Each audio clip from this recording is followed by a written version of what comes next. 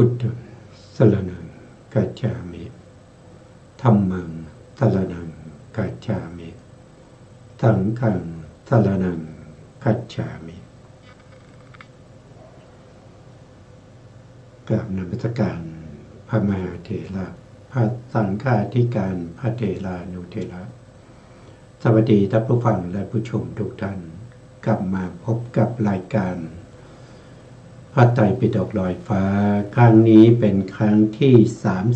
30ในเรื่องของการตั้งบารมีของพระโพธิสัตว์เพื่อความเป็นพระพุทธเจ้าพระพุทธเจ้าทุกพระองค์กว่าจะได้ตรัสรู้ก็ต้องมีการตั้งบารมีด้วยกันทุกพระองค์ไม่มีพระองค์ไหนที่ไม่สร้างบารมีแล้วก็ได้ตรัสรู้ตลอดจนถึงพระปัจเจกพระปัจเจกพุทธเจ้าเป็นผู้ตรัสรู้เองแต่สอนผู้อื่นไม่ได้ก็ต้องสร้างบารมีเหมือนกันอย่างน้อยๆก็2 อสงไขย 100,000 มหากัปอัครสาวกก็ต้องสร้างบารมี1 อสงไขย 100,000 มหากัปถ้าเป็นอติติมหาสาวกก็ต้องสร้างบารมีถึง 100,000 มหากัปแต่ถ้าเป็นพระอรหันต์โดยทั่วไปโดยไม่มีชื่อเสียงใดๆเป็นพระอรหันต์โดยทั่วไปก็ต้องสร้างบารมีไม่น้อยกว่า100 มหากัปถึง 1,000 มหากัปนี่ก็เป็นการสร้างบารมีเพื่อความ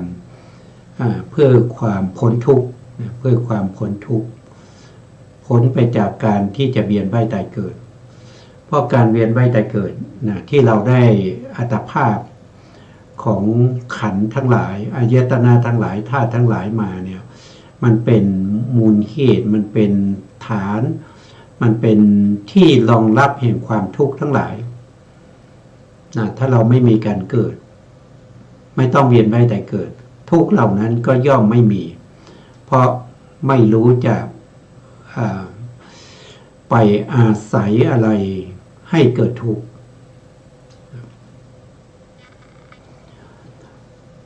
ซึ่งการที่เรามีขันธ์5นี่แหละมันเป็นตัวทุกข์แหละแล้วเราจะทำยังไงไม่ให้มีขันธ์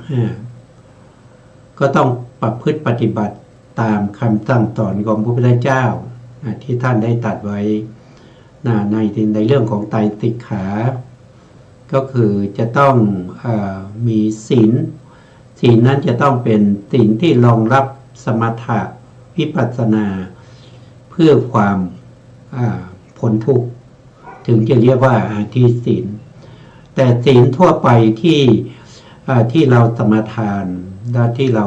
ตั้งใจประพฤติปฏิบัตินั้นถ้าเราไม่ได้ตั้งความปรารถนาเพื่อความหลุดพ้นเพื่อความสิ้นภพสิ้นชาติไม่ต้องเวียนว่ายตายเกิดศีลนั้นก็ไม่เรียกว่าเป็นอาทิศีลเป็นศีลธรรมดาทั่วไปเพื่อป้องกันการที่จะได้ไปเกิดในอบายศีลนี้เป็นตัวป้องกันไม่ให้เราไปตกอบายถ้าเราทำสมาธินะครับเราทำสมาธิแล้วก็ไม่ได้มุ่งหวังเพื่อความหลุดพ้นสมาธินั้นก็ไม่ได้เป็นอาทิจิตเป็นสมาธิทั่วไปเหมือนกับ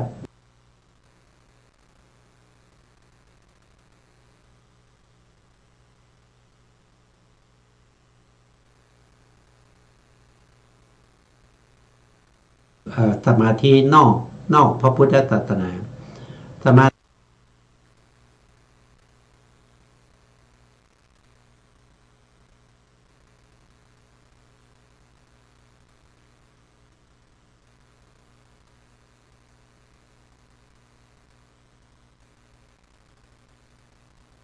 ิหรือสมถะนี่มีมาก่อนที่จะมีพระพุทธศาสนาครับอย่างที่เราได้ศึกษากันมาอย่างเช่นบุคคลที่ได้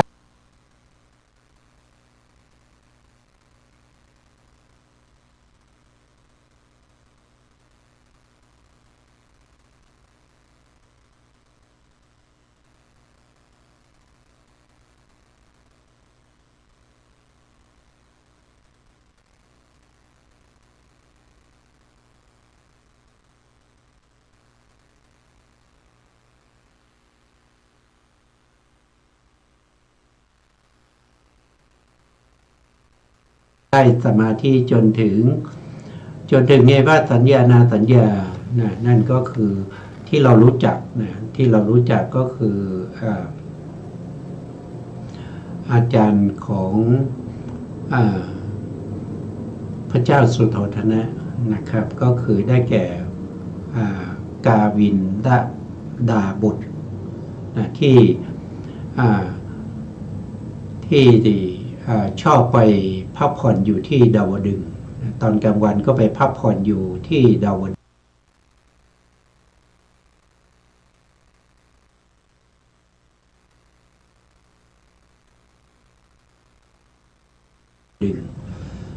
อยู่มาวันหนึ่งก็ได้ทราบข่าวว่าพระโพธิสัตว์ป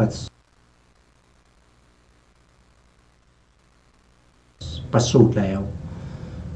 ท่านก็มาขอดูมาทูลขอดูบารมีของพระโพธิสัตว์ซึ่งกำลังประสูติได้ไม่กี่วันนะครับมาเพื่อจะมากราบไหว้กาวินทดาบทซึ่งเป็นอาจารย์ของพระ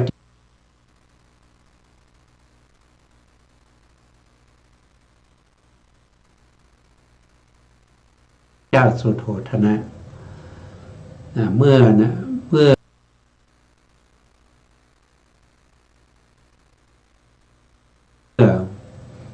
แม่นมทั้งหลายนำเอาพระโพธิสัตว์มา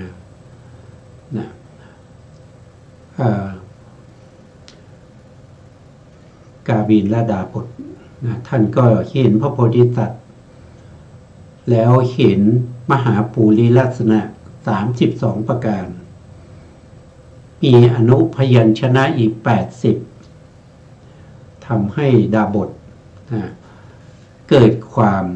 ดีใจดีใจว่าบุคคลผู้นี้แหละจะได้ตรัสรู้เป็นพระพุทธเจ้าแน่นอนในภพนี้แล้วก็ร้องไห้นะครับหลังจากหัวเราะแล้วก็ร้องไห้ตอนแรกหัวเราะดีใจว่าพระพุทธเจ้าจะได้อุบัติขึ้นในโลกตอนหลังร้องไห้เพราะคิดถึงตัวเองว่าตัวเองเนี่ยตอนนี้แก่แล้วจะอยู่ไม่ถึงจะอยู่ไม่ทันพระโพธิสัตว์ได้ตรัสรู้ก็เกิดความเสียใจจึงเกิดการร้องไห้ขึ้นมาเกิดการร้องไห้ขึ้นมาอันนี้ท่านก็เป็นบุคคลที่มีฌานสมาบัติได้อภิญญาท่านสามารถที่จะไปพักผ่อนกลางวันอยู่ที่ดาวดึงส์ท่านก็เป็นผู้ที่มีสมาธิแต่สมาธิของท่านนั้นไม่ได้เป็นไปเพื่อความหลุดพ้นสมาธินั้นไม่ได้เรียกว่าเป็นจิตตวิสุทธิเป็นสมาธินอกพระพุทธศาสนาและมีอีกสองท่านที่เรารู้จักนั่นก็คืออาดาและดาบทอาดาและดาบทนี้ท่านก็ได้สมาธิไปจนถึงอรูปฌานชั้นที่3นั่นก็คืออากินจัญญายตนะแต่สมาธินั้นนะครับจนถึงรูปภูมินั้นก็ไม่ได้เป็นจิตตวิสุทธิเพราะสมาธินั้นเป็นสมาธินอกพระพุทธศาสนาเป็นสมาธิที่ไม่ได้รองรับซึ่งมรรคผลนิพพานอีกท่านหนึ่งก็คือได้แก่อุทกดาบทอุทกดาบทนี้ท่านได้ถึงเนวสัญญานาสัญญายตนะได้สมาบัติ8สมาธิของท่านสมาบัติของท่านก็ไม่ได้ชื่อว่าเป็นที่จิตพอไม่ได้เป็นไปเพื่อรองรับวิปัสสนาไม่ได้เป็นไปเพื่อความหลุดพ้นมีแต่ในพระพุทธศาสนานี้เท่านั้นนะครับที่ศีลก็เป็นอาทิศีล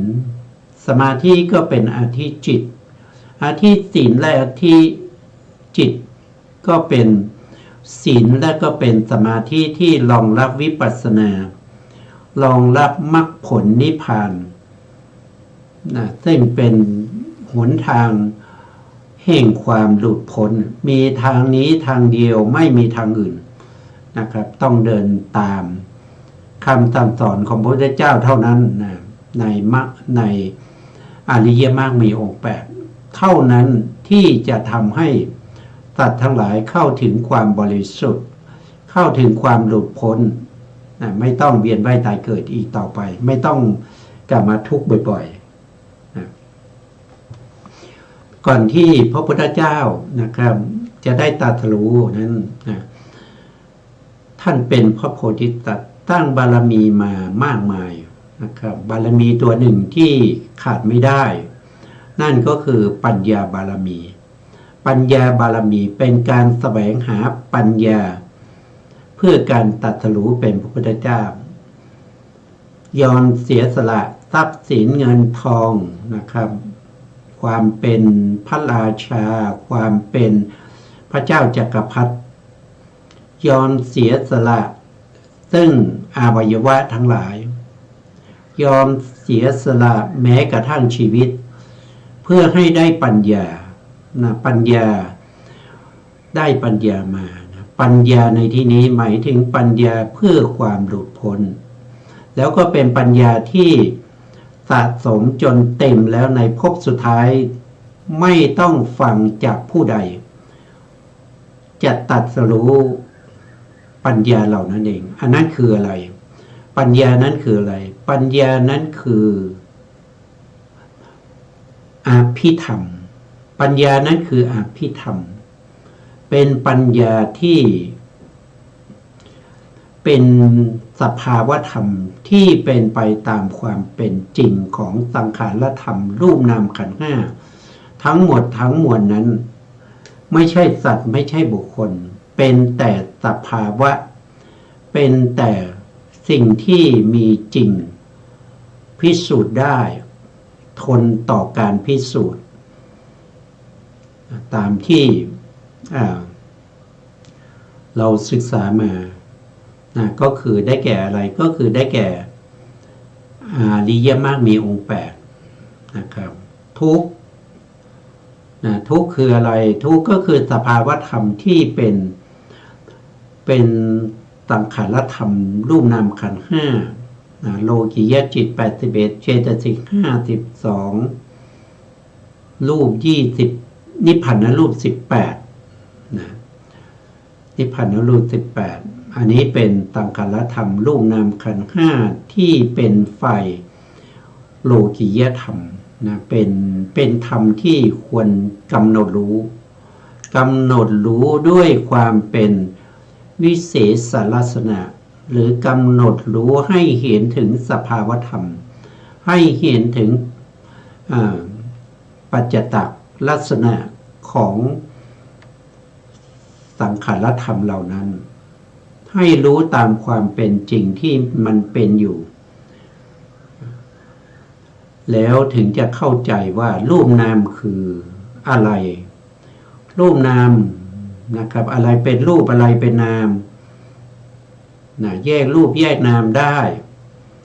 นะครับแล้วก็ยังสามารถที่จะรู้ในเรื่องของเหตุและปัจจัยให้เกิดรูปเหตุและปัจจัยให้ถึงความดับแห่งรูปรู้คุณรู้โทษของรูปรู้ข้อปฏิบัติให้ถึงความดับของรูปรู้อุบายแห่งการสลัดออกจากรูปขันธ์เหล่านั้นสามารถที่จะแยกรูปได้นะรูปก็ไม่ใช่จะมีรูปเดียวรูปมีถึง28รูปสามารถที่จะรู้ชัดรู้แจ้งได้ว่าอะไรคือจักขุปัสสาทรูปโสตปัสสาทรูปคานะปัสสาทรูปชิวหาปัสสาทรูปกายะปัสสาทรูปรู้ได้ถึงอุปาทายรูปทั้งหลายรู้ตลอดจนถึงมหาพุทธรูปซึ่งเป็นที่อาศัยเกิดของอุปาทายรูปรู้รูปกลาบต่างๆนะครับรูปกลาบทั้งที่ ทางที่เป็นรูปกลาภที่เกิดจากกรรมนะรูปกลาภที่เกิดจากจิตรูปกลาภที่เกิดจากอาหารแล้วก็รูปกลาภที่เกิดจากอุตุทั้งหลายทั้งมวลที่เป็นรูปเป็นสภาวธรรมที่มีจริงเป็นสภาวธรรมที่เป็นเขาเรียกว่าเป็นอะลัมมณะก็คือเป็นสภาพที่ไม่รู้อารมณ์รูปเป็นสภาพที่ไม่รู้อารมณ์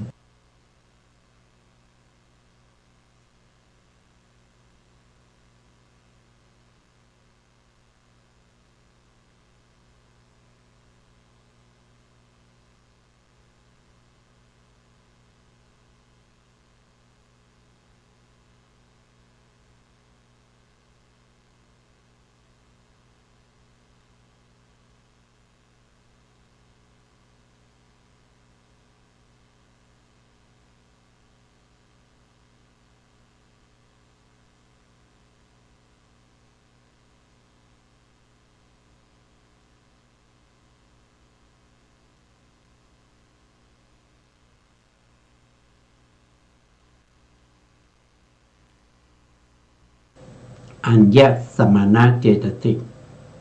ก็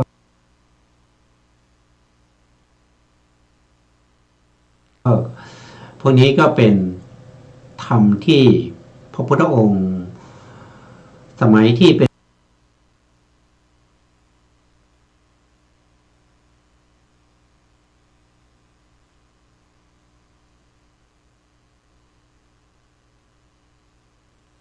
พระโพธิสัตว์จะต้องศึกษาและทำความรู้ความเข้าใจให้กระจ่างให้ชัดเจนเอาไว้เราก็สร้างบารมีเหมือนกันนะครับเราสร้างบารมีอะไรบางท่านก็สร้างบารมีเพื่อความเป็นพระอรหันต์ไม่อยากจะเวียนว่ายตายเกิดพ่อเวียนว่ายตายเกิดความเกิดบ่อยๆมันเป็นทุกข์มันท่านก็มีอัธยาศัยที่กว้าง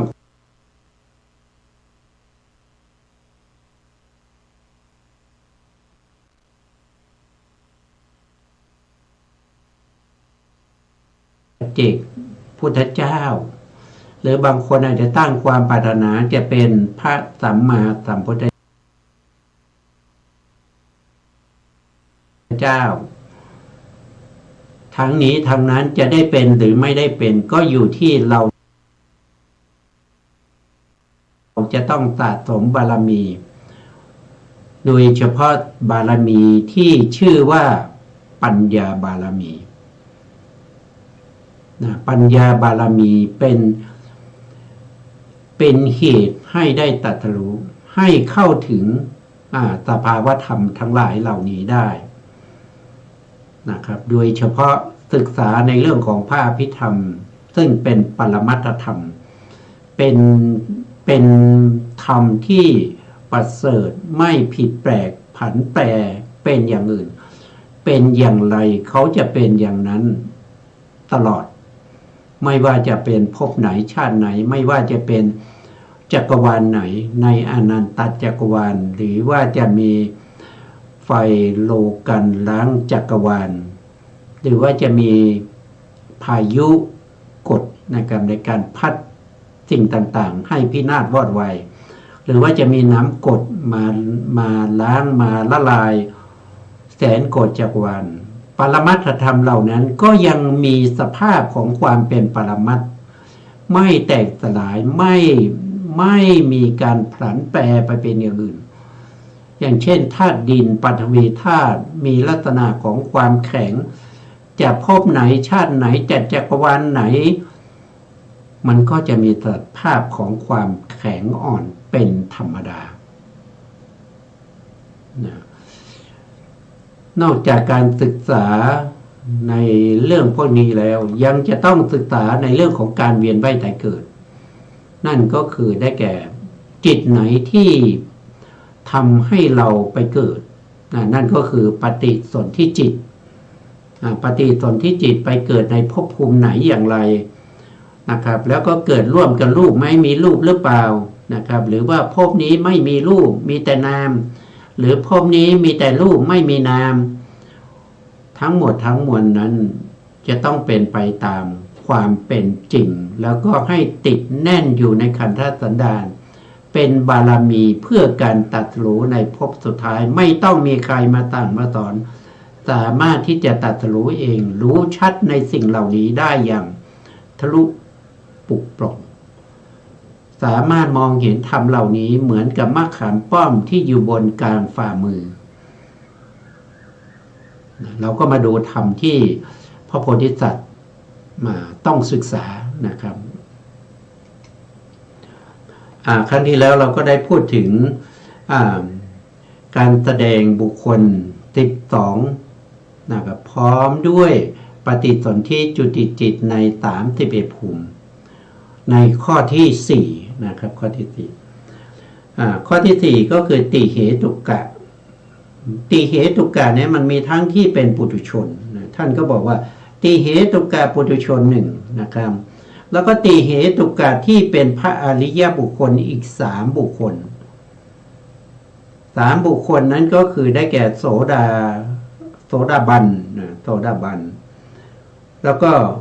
สกทามีแล้วก็อนาคามีทำไมมีแค่3ทำไมพระอรหันต์หายไปไหนก็เพราะพระอรหันต์ท่านไม่มีปฏิสนธิแล้วนะครับจึงไม่ได้จัดอยู่ในข้อนี้ไม่ได้จัดอยู่ในข้อนี้ข้อนี้จะมีอยู่บุคคลอยู่4บุคคลด้วยกันนั่นก็คือติเหตุกะปุถุชน1ติเหตุกะอาริยบุคคล3รวมเป็น4บุคคลนี้จะเวียนว่ายตายเกิดอะไรเป็นปฏิสนธิเราก็มาดูในช่องที่เป็นปฏิสนธิแล้วก็จุติจิตทั้งนามและรูปท่านบอกอย่างนั้นนะครับติเหตุกะปุถุชนเวลาเกิดหรือว่าจะเป็นพระอริยบุคคลเบื้องต่ำ3ที่เป็นพระอาเสขบุคคล3คือโสดาบันสกทาคามีอนาคามีเวลาเกิดก็อาศัยมหาวิบากญาณสัมปยุต4อันนี้เป็นจิตนะเป็นจิตที่นำเกิดจิตเหล่านี้มีเจตสิกประกอบอยู่33 บางคนอาจจะไม่ถึงก็ได้นะครับแต่มีได้ถึง33ก็คือได้แก่อะไรนะก็คือได้แก่อัญญตมนะเจตสิก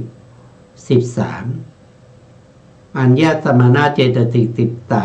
13แล้วก็โสภณเจตสิกอีก19ก็เป็น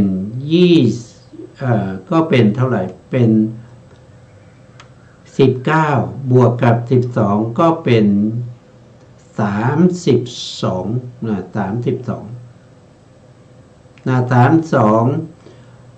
แล้วก็มีจิตปัญญาเจตสิกอีก1ก็เป็น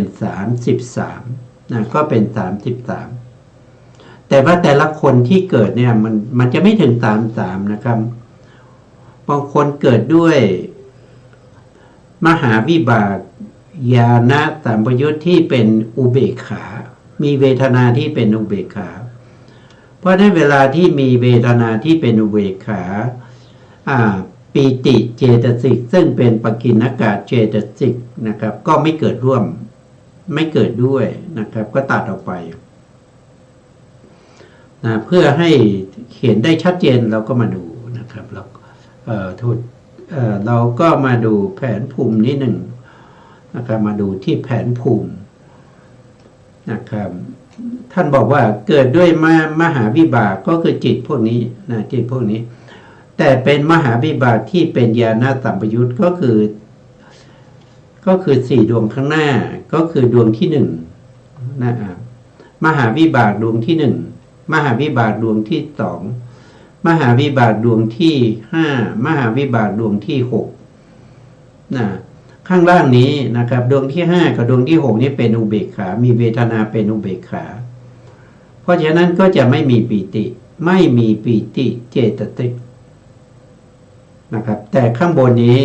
เป็นสมนัตก็มีเวทนาที่เป็น ปิติด้วยนะรวมเป็น33นะ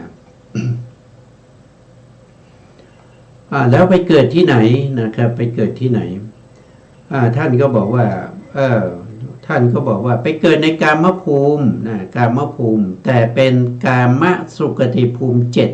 7นะกามสุขติภูมิ7เราก็ต้องเข้าใจว่ากามสุขติภูมิ7นั้นก็คือได้แก่มนุษย์ภูมิ1แล้วก็เทวดาเทวภูมิอีก6เทวภูมิก็คือได้แก่1ก็คือจาตุมมหาราชิกาภูมิ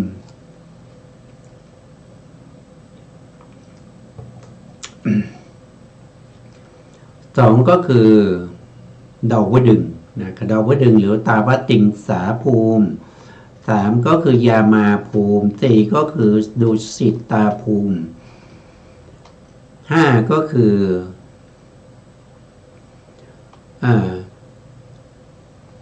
นรดีนะเขาเรียกว่าเป็นนิมานนรดีนะนิมานนรดีซึ่งเป็นชั้นที่5สวรรค์ชั้นที่5ชั้นที่6ก็คือได้แก่ปาลมินมิตตวัสวัตตีรวมก็จะเป็น7ภูมิด้วยกันเกิดจากอะไรเกิดจากมหากุศลญาณสัมปยุตทำไมตรงนี้ต้องโดยตรงนี้นะไม่ชี้ผิดนะมหากุศลญาณสัมปยุตจิตติเจตติ33อันนี้เป็นฝ่ายที่เป็นนามทีนี้รูปที่เกิดพร้อมกันกับมหาวิบากที่ทำหน้าที่เป็นปฏิสนธินั้นก็คือได้แก่กรรมชรูปกรรมชรูปถ้าเกิดในครรภ์หรือเกิดในไข่ก็จะมีอยู่3กลาภนะตามกลาภก็คือได้แก่1ก็คือได้แก่ภาวะทัตตกกลาภ2ก็คือกายทัตตกกลาภ3ก็คือวัตถุทัตตกลาภนะที่เกิดในครรภ์หรือเกิดในไข่อย่างมนุษย์ก็เกิดในครรภ์นะปัจจุบันนะครับก็เกิดในครรภ์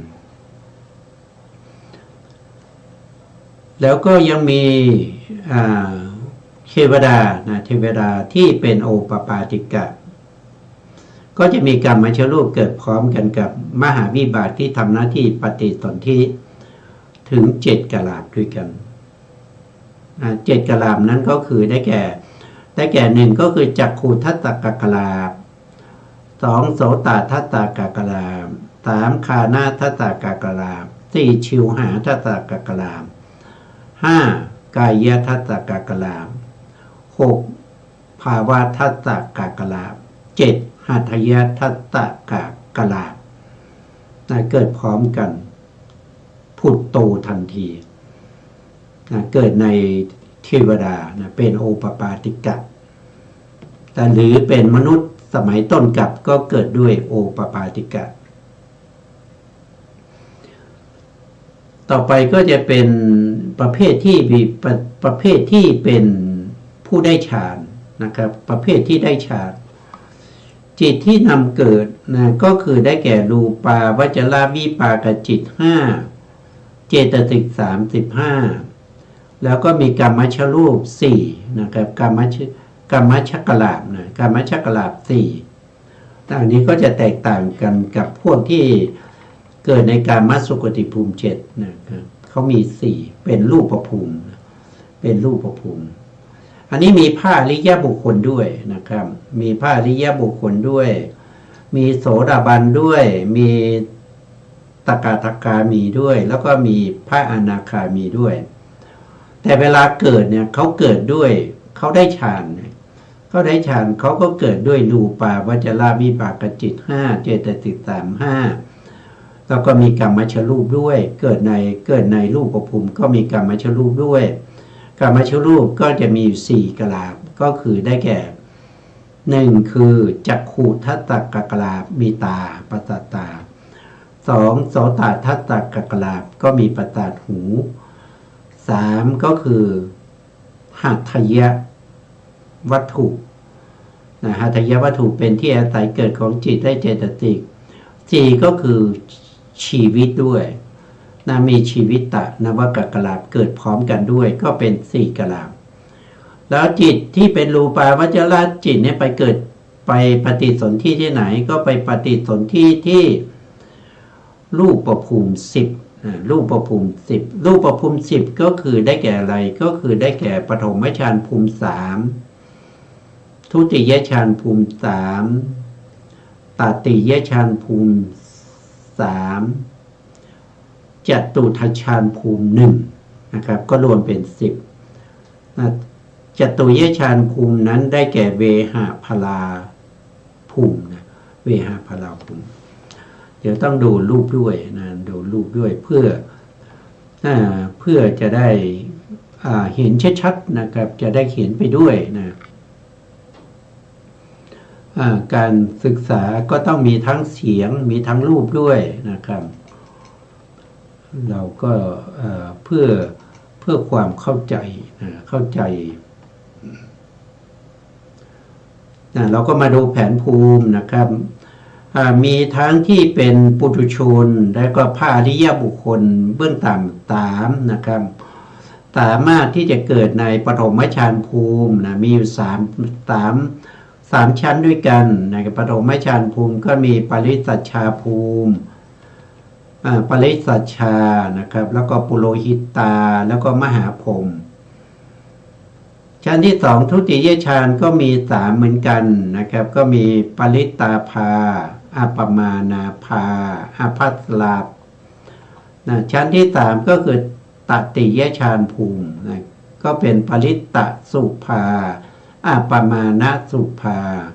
แล้วก็สุภากินหารวมก็เป็น9แล้วนะครับแล้วก็ในจตุ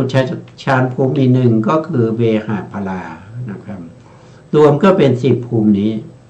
10ภูมินี้เกิดด้วยจิตที่เป็นรูปาวจรวิปากจิตรูปาวจรวิปากจิตรูปาวจรวิปากจิตเนี่ยมีอยู่ถึง5ดวงด้วยกันนะครับตรงอยู่ตรงนี้ก็มีปฐมฌานวิบาก1ทุติยฌานวิบาก1ตติยฌานวิบาก1จตุทัชฌานวิบาก1แล้วก็ปัญจมฌานวิบากอีก1รวมแล้วก็จะมี5ดวงด้วยกันที่นำไปเกิดในรูปภูมิเป็นพรหมเป็นพรหมมีทั้งที่เป็นผู้เกิดมีทั้งที่เป็นปุถุชนแต่ปุถุชนในที่นี้ต้องเป็นติเหตุกะปุถุชนนะครับเป็นติเหตุกะปุถุชนแล้วก็บุคคลที่เป็นพระอริยบุคคลเช่นโสดาบันแล้วก็มีสกทาคามีแล้วก็มีอนาคามีทีนี้อนาคามีเนี่ยก็จะมีพิเศษออกไปอีกพระอนาคามีเนี่ยก็จะไปเกิดในสุทธาวาสนี้มีอยู่5ภูมิด้วยกันตรงนี้หมายถึงว่าพระอนาคามีที่มีอินทรีย์อย่างใดอย่างหนึ่งแก่กล้านะครับถ้าพระอนาคามีที่ไม่มีอินทรีย์อย่างใดอย่างหนึ่งแก่กล้าก็จะเกิดอยู่ในรูปภูมิ10นี้ภูมิใดภูมิหนึ่งที่ท่านมีความปรารถนาส่วนพระอนาคามีผู้มีอินทรีย์แก่กล้าก็ไปเกิดในสุทธาวา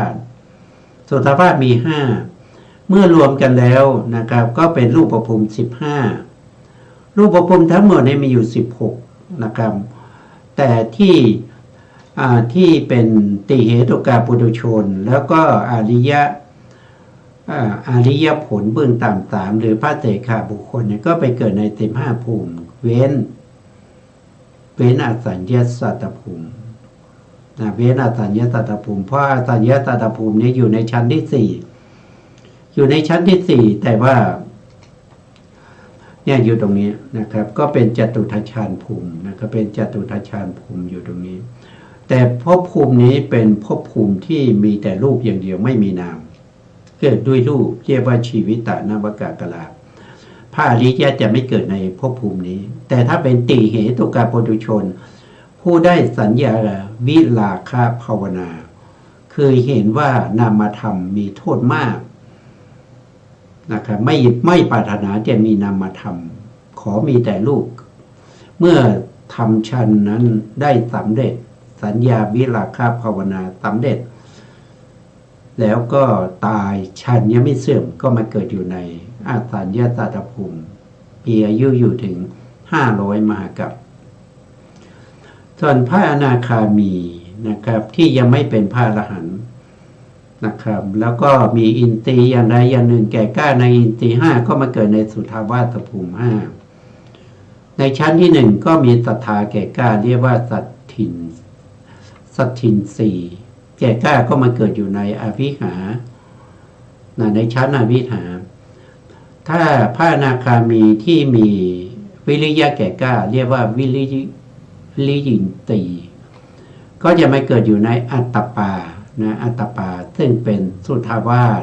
ชั้นที่2ถ้าพระอนาคามีที่มีสติแก่กล้าเรียกว่าสตินตีก็มาเกิดอยู่ในสุทัสสาอยู่ในสุทัสสาแต่ถ้าเป็นพระอนาคามีที่มีสมาธิแก่กล้าเรียกว่าสมาธิแก่กล้าเมื่อตายแล้วก็มาเกิดอยู่ในสุทัสสีอยู่ในสุทัสสีส่วนบุคคลที่มีปัญญาแก่กล้าก็จะมาเกิดในอากนิฐาในสุทธาวาสภูมินี้เป็นภูมิที่ผู้ที่มาเกิดแล้วเขาจะไม่เกิด3ภูมิเขาจะเลื่อนขึ้นไปเรื่อยๆผู้ที่มาจนถึงอากนิฐาจะต้องปรินิพพานในอากนิฐานี้แน่นอนแต่ไม่ได้หมายถึงว่าทุกคนจะต้องไปปรินิพพานที่อากนิฐาบางท่านอาจจะเจริญวิปัสสนาแล้วได้เป็นพระอรหันต์ในอวิหาก็ปรินิพพานในอวิหาบางท่านอาจจะได้พระอรหันต์ในชั้นที่2อัตตปาก็จะปรินิพพานในชั้นที่2นะครับถ้าบางคนได้พระอรหันต์ในชั้นที่3สุทัสสาก็จะปรินิพพานในสุทัสสาถ้าได้เป็นพระอรหันต์ในชั้นสุทัสสีก็ปรินิพพานในชั้นสุทัสสีแต่ถ้ายังไม่ได้ก็เลื่อนขึ้นไปเรื่อยๆจนไปถึงอากนิฐาต้องปรินิพพานแน่นอนจะไม่เกิด3ภูมิภพภูมิที่เป็นสุทธาวาสนี้จะไม่มีใครเกิดอยู่ในภูมิเดิมนะครับจะเลื่อนขึ้นไปเรื่อยๆจนไปถึงอากนิฐาแล้วก็ปรินิพพาน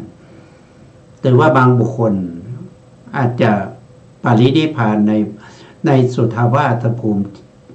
ที่ต่ำกว่าอากนิขาก็ได้ถ้าได้เป็นพระอรหันต์นะครับเพราะฉะนั้นเนี่ยพระอริยบุคคลนะครับก็สามารถที่จะเกิดได้ถึง15ภูมิในรูปภูมิ15ภูมิเว้นอสัญญาแต่ถ้าเป็นปุถุชนปุถุชนก็เกิดได้อยู่11ภูมิด้วยกันนั่นก็คือรูปาวจรภูมิ10กับอสัญญาสัตตภูมิ1เนี่ยตรงนี้ที่เว้นก็เพราะว่าท่านไม่ได้พูดถึงรูปอย่างเดียวนะครับพูดทั้งนามและรูปก็เว้นเพราะอสัญญานี้มีแต่รูปอย่างเดียวต่อไปมีบุคคลที่เป็นอรูปภูมิอีกนะครับติเหตุกปุถุชนที่ไปเกิดในอรูปก็มีนะครับแล้วก็พระอริยบุคคลทั้ง3ที่อยู่ในอรูปภูมิก็มีนะครับแล้วในอรูปภูมิเนี่ยเวลาไปเกิดเนี่ยเขาเอารูปาวจรจิต4นะครับไปทำหน้าที่ปฏิสนธิเราก็มีเจตสิกประกอบอยู่30ดวงมีเจตสิกประกอบอยู่30ดวงถ้าเราดูในแผนภูมินี้ก็คือได้แก่อรูปาวจรวิปากจิต4นะครับก็จะมี1ก็คืออากาสานัญจายตนะวิบาก2ก็คือวิญญาณัญจายตนะวิบาก3ก็คืออากินจัญญายตนะวิบาก4ก็คือเนวสัญญานาสัญญายตนะวิบากมีเจตสิกประกอบอยู่30ดวงเหมือนกันเลย30ดวง 30 ดวงได้แก่อะไรนะครับเราก็มาดูเจตสิก30 ดวงก็จะต้องมีสัพพะจิตตสาธารณะ7นะโดยแน่นอนต้องมี7 ดวงนี้นะครับมีวิตกไหมวิตกไม่มีนะเพราะวิตกเนี่ยละได้ตั้งแต่ฌานที่2นะทุติยฌานแล้ววิจารมีไหมวิจารไม่มีนะครับเพราะละได้ตั้งแต่ตติยฌานแล้วนะขึ้นตติยฌานไม่มีวิจารนะครับแล้วก็เว้นไป2นะครับเว้นไป2แล้วมีปิติไหมนะปิติไม่มีนะครับเพราะอะไรเพราะปิตินี้จะเกิดร่วมกับจิตที่มีเวทนาเป็นสมนัตแต่ในที่นี้อารูปาวจรวิปากจิตมีเวทนาที่เป็นอุเบก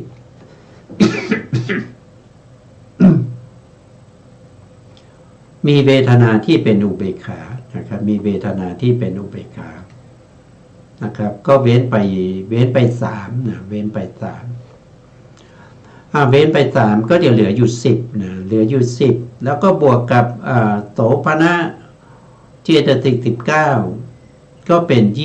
29นะ29นี้บวกกับปัญญาอีก1นะครับเพราะว่าผู้ที่ไปเกิดในอรูปจะต้องมีปัญญาด้วยก็เป็น30นะก็เจตสิกก็จะเป็น30นะเจตสิก30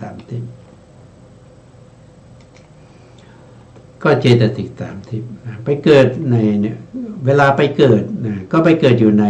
ภูมิที่ชื่อว่าอารูปภูมิตามสมควรแก่ฌานที่ตัวเองได้นะมีอยู่4ชั้นด้วยกันนะผู้ที่ได้อากาสาก็เกิดในชั้นอากาสานัญจายตนะภูมิผู้ที่ได้ฌานที่เป็นวิญญาณัญจายตนะฌานนะครับตายแล้วก็ไปเกิดในวิญญาณัญจายตนะฌานบางคนได้อากินจัญญายตนะฌานก็ไปเกิดในอากินจัญญายตนะฌานบางคนได้เนวสัญญานาสัญญาก็ไปเกิดในเนวสัญญานาสัญญาในภพภูมิ4เหล่านี้นะที่เป็นอรูปภูมิเนี่ยอรูปภูมิ4เนี่ยนะผู้ที่มาเกิดเป็นปุถุชนเนี่ยก็จะต้องเป็นปุถุชนในอรูปตลอดไปไม่สามารถที่จะทำโสดาปัตติมรรคให้เกิดขึ้นได้เพราะในอรูปนี้ไม่มีรูปมีแต่นามเพราะการที่จะได้โสดาปัตติมรรคนะครับต้องอาศัยทางรูปและนามนะต้องอาศัยกำลังที่เป็นทางรูปและนามมีแต่นามอย่างเดียวไม่สามารถได้โสดาปัตติมรรคนะครับแต่ถ้าเป็นโสดาปัตติมรรคมาจากภูมิอื่นเช่นเป็นเป็นโสดาบันในรูปภูมิหรือว่าในเทวภูมินะในเทวภูมิหรือว่าจะได้โสดาปัตติมรรคมาจากมนุษย์นะครับพวกนี้เขาได้อรูปฌานด้วยเมื่อตายแล้วอรูปฌานไม่เสื่อมเขาว่าไปเกิดในอรูปภูมิ4ภูมิใดภูมิหนึ่งตามที่เขาได้แล้วแต่ขณะนั้นเขาก็เป็นโสดาบันด้วยเวลาไปเกิดเขาไปเกิดไม่ใช่ไปเกิดด้วยจิตที่เป็นโสดาปัตติมรรคหรือว่าโสดาปัตติผลแต่ไปเกิดด้วยรูปาวจรวิบากนะครับที่เป็นผลของฌานที่เขาได้ตอนที่เขาเป็นมนุษย์เป็นเทวดาหรือว่าเป็นรูปประพรหมก็ไปเกิดในอรูปเมื่อไปเกิดในอรูปแล้วเขาได้โสดาบันมาจากที่อื่นเขาก็สามารถที่จะเจริญวิปัสสนาให้เป็นสกทาคามีอนาคามีแล้วก็เป็นพระอรหันต์ได้แต่ในอรูปภูมินี้เขาเกิด3ภูมิได้นะเขาเกิด3ภูมิได้เขาจะเกิดอยู่ในอากาสานัญจายตนะแล้วก็เกิดในอากาสานัญจายตนะก็ได้นะครับถ้าเขาเกิดอยู่ในวิญญาณัญจายตนะเขาเกิด3ในภูมิเก่าก็ได้หรือว่าสูงขึ้นไปก็ได้นะสูงขึ้นไปก็ได้แต่เขาจะไม่มาเกิดในภูมิที่ต่ำกว่าเขาจะไม่เกิดในภูมิที่ต่ำกว่าอย่างเช่นเขาได้วิญญาณัญจายตนะเกิดอยู่ในวิญญาณัญจายตนะเนี่ยเขาจะไม่กลับมาเกิดในอากาสานัญจายตนะ เขาจะสูงขึ้นไปนะครับสูงขึ้นไปถ้าเขาได้เป็นพระอรหันต์ในภูมิไหนเขาก็จะปรินิพพานในภูมินั้นได้เลยนะต่อไปก็เป็นบุคคลที่5นะครับ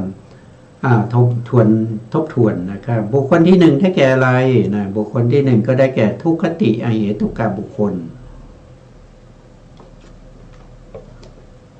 เกิดด้วยอะไรก็เกิดด้วยอุเบกขาสันติรณะอกุศลวิบากเจตสิก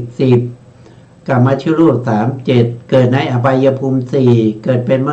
ป็นเดรัจฉานเปรตอสุรกายแล้วก็สัตว์นรก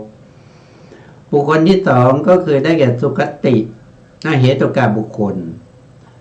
เกิดด้วยอุเบกขาสันติรณะกุศลวิบาก1ดวงเจตสิกประกอบ10นะครับก็ตอนเกิดก็มีกรรมชรูป3 7นะครับแล้วก็จะมีบุคคลที่เป็นอาสันด้วยนะอาสัญญาสันเนี่ยมาฝากไว้ตรงนี้ก็เป็นเวลาเกิดก็เกิดด้วยชีวิตานวกกะลานะอันนี้เป็นผลของบุญนะครับเป็นผลของบุญเป็นอุเบกขาสันติรณะกุศลวิบากเกิดมาเป็นมนุษย์หนึ่งนะครับเกิดมาเป็นเทวดาในชั้นจตุม1แล้วก็เกิดในอสัญญาสัตตภูมิ1บุคคลที่3นะบุคคลที่3ก็คือทวิเหตุกะบุคคลนะทวิเหตุกะบุคคลเนี่ยเกิดเวลาเกิดก็อาศัยมหาวิบากญาณวิปยุตตจิต4แล้วเจตสิกประกอบ32นะครับแล้วก็มีกรรมชรูป3 7นะเกิดที่ไหนเกิดในกามสุขติภูมิ7เป็นมนุษย์1แล้วก็เหลือ6ก็เป็นเทวดาตามสมควรแก่ภพภูมิของเทวดานั้น4ก็คือติเหตุกะปุถุชน1แล้วก็พระอริยบุคคลอีก3อริยบุคคลคือโสดาบันสกทาคามิผลอนาคามิผลนะครับสามารถไปเกิดที่ไหนได้นะครับก็ไปเกิดในกามสุขติภูมิ7โดยอาศัยมหาวิบากญาณสัมปยุตตจิต4เจตสิกประกอบ33กามชรูป3 7หรือว่าบางคนได้ฌานก็ไปเกิดในรูปภูมินะรูปได้รูปฌานก็ไปเกิดในรูปภูมิก็อาศัยจิตที่ไปเกิดก็คือได้แก่รูปาวจรวิปากจิต5แล้วก็เจตสิกประกอบ35กามชรูป4เกิดในรูปภูมิ10ว่าถ้าเป็นพระอนาคามีอินทรีย์แก่กล้าอย่างใดอย่างหนึ่งก็ไปเกิดในสุทธาวาสภูมิก็มีอยู่5นะครับรวมก็เป็น15บางคนอาจจะได้อรูปฌานนะเวลาตายแล้วก็อาศัยอรูปฌานวิบาก4เจตสิก30ไปปฏิสนธิอยู่ในอรูปภูมิ4อรูปภูมิ4ต่อไปเป็นบุคคลที่5ก็เรียกว่าเป็นโสดาปฏิมัคคะบุคคลโสดาปฏิมัคคะบุคคลเนี่ยไม่มีการเกิดนะครับแล้วก็ไม่มีการตายเพราะไม่มีปฏิสนธิจิตแล้วก็ไม่มีจุติจิตเขาเป็นโสดาปฏิมัคนะโสดาปฏิมัคมีดวงเดียวนะครับมีดวงเดียวเพราะฉะนั้นยังไม่ต้องปฏิสนธิแล้วก็ไม่ต้องจุตินะเพราะว่ามันมีดวงเดียวนะอุปาทคนาทิติแล้วพังคาก็ดับไปเลยโสดาปฏิมัคคะบุคคลก็หมดไปแล้วนะครับแล้วโสดาปฏิมัคคะบุคคลเนี่ยโสดาปฏิมัคเนี่ยเกิดที่ไหนเขาบอกว่าเกิดได้ในกามสุขติภูมิ7นะครับรูปภูมิ10รูปภูมิ10เว้นอะไรเว้นอสัญญาสัตตภูมิ1แล้วก็เว้นสุทธาวาสภูมิ5นะเว้นสุทธาวาสภูมิ5เพราะนั้นโสดาปฏิมัคเนี่ยสามารถจะเกิดได้คือหมายถึงว่าปฏิบัติวิปัสสนาไปจนได้โสดาปัตติมรรคเนี่ยได้โสดาปัตติมรรคในภูมิไหนท่านบอกว่าได้โสดาปัตติมรรคในกามสุขติภูมิ7แล้วก็รูปภูมิ10นะครับในอสัญญาสัตตภูมิเนี่ยโสดาปัตติมรรคเกิดไม่ได้และในสุทธาวาสภูมิโสดาปัตติมรรคก็เกิดไม่ได้แล้วยังมีอีก4ภูมินะตรงนี้ท่าน ท่านไม่ได้บอกมานะเพราะว่าตรงที่เราบอกว่ากรรมมาสุขติภูมิ7ตรงนี้ก็บอกอยู่แล้วว่ามันไม่มีอบายภูมิ4นะครับไม่มีอบายภูมิ4เพราะนั้นโสดาปัตติมรรคเกิดไม่ได้ในอสัญญตตภูมิ1แล้วก็สุทธาวาสภูมิ5แล้วก็อรูปภูมิมี4รวมเป็นเท่าไหร่ก็รวมเป็น10ภูมินะ10ภูมิที่โสดาปัตติมรรคเกิดไม่ได้แล้วก็โสดาปัตติผลเท่าที่โสดาปัตติมรรคก็จุติไม่ได้เหมือนกันนะครับอันนี้เป็นบุคคลที่5ส่วนบุคคลที่6บุคคลที่6ก็คือได้แก่โสดาปัตติผลบุคคลโสดาปัตติผลบุคคลโสดาปัตติผลบุคคลนะครับก็สามารถที่จะไปปฏิสนธิได้นะครับมีปฏิสนธิได้นะครับแต่ตัวจิตที่เป็นโสดาปัตติผลเนี่ยไม่สามารถทำปฏิสนธิได้นะครับแล้วก็ไม่สามารถทำจุติจิตได้ด้วยนะครับโสดาปัตติมรรคโสดาปัตติผลข้าบุคคลเนี่ยเวลาเกิดเขาไปเกิดด้วยมหาวิบากญาณสัมปยุตเวลาที่จุติเขาก็จุติด้วยมหาวิบากญาณสัมปยุตนะแล้วก็ถ้าได้ฌานโสดาบันเนี่ยได้ฌานก็อาศัยฌานนั้นไปเกิดนะครับไปเกิดก็ได้แก่รูปวิบาก5เวลาตายก็รูปวิบาก5นี้แหละจะทำหน้าที่จุตินะปฏิสนธิไม่มีนะตรงนี้แล้วก็จุติไม่มีด้วยนะตรงนี้พิมพ์ผิดแล้วเพราะเขาเป็นโสดาปัตติมรรคบุคคลนะครับนะตรงนี้ต้องแก้นิดหนึ่งนะปฏิสนธิจิตที่เป็นโสดาปัตติผลก็ไม่มีนะครับเป็นโสดาปัตติผลก็ไม่มีแล้วก็เป็นทำหน้าที่จุติก็ไม่มีนะแล้วโสดาบันเนี่ยโสดาปัตติผลบุคคลเนี่ยสามารถที่จะทำอรูปฌานได้ด้วยเมื่อเขาได้อรูปฌานเขาตายแล้วเขาก็ถือเอาอรูปวิบากนะอรูปวิบาก4อย่างใดอย่างหนึ่งที่ตัวเองได้พร้อมด้วยเจตสิกที่ประกอบนะครับแล้วก็ไปเกิดในไหนก็ไปเกิดในอรูปภูมิมีอยู่4นะครับส่วนเขาไม่ไปเกิดนะโสดาปัตติผลไม่ไปเกิดในอสัญญตตภูมิ1แล้วก็ไม่ไปเกิดในสุทธาวาสภูมิ5แล้วก็ไม่เกิดในอบายภูมิ4ด้วยนะตรงนี้นะอบายภูมิ4นะแล้วก็ต่อมาก็เป็นบุคคลที่7ก็เป็นสกทาคามิมรรคบุคคลนะสกทาคามิมรรคเนี่ยมันมีจิตดวงเดียวเหมือนกับโสดาปัตติมรรคก็มีจิตดวงเดียวจิตนั้นไม่ได้ทำหน้าที่ปฏิสนธิหรือไม่ได้ทำหน้าที่จุตินะไม่ได้ทำหน้าที่จุติเวลาที่เขาเกิดเขาเกิดในกามสุขติภูมิ7ได้นะแล้วก็เกิดในรูปาวจรภูมิอีก10ได้เว้นอสัญญาสัตตภูมิเว้นสุทธาวาสภูมิแล้วก็เขาเกิดในอรูปก็ได้ด้วยตามสมควรแก่ฌานที่เขาได้อันนี้ก็เป็นที่เกิดของพระอริยบุคคลเบื้องต่ำนะพระอริยบุคคลเบื้องต่ำโสดาปัตติผลนะโสดาบันนะครับแล้วก็สกทาคามินะสกทาคามิผลนะครับวันนี้เวลาเราหมดแล้วนะครับเพราะฉะนั้นก็ต้องคืนเวลาให้ทางสถานีนะครับสถานีนะครับก็ขอกราบขอบคุณพระครูสมุทรวิศวัตรวรกิจโจผู้อำนวยการสถานีวิทยุเพื่อการศึกษาพระพุทธศาสนาและวัฒนธรรมFM 104.5 เมกะเฮิรตซ์วัดปายหินจังหวัดเชียงใหม่และขอกราบขอบคุณพระครู ปริยัติญาณุศาสตร์ขอบคุณท่านผู้ฟังและผู้ชมทุกท่านนะครับ ที่ให้เกียรติติดตามในรายการพระไตรปิฎกลอยฟ้าพบกันใหม่ในครั้งต่อไปครับ วันนี้ลาไปก่อนครับสวัสดีครับ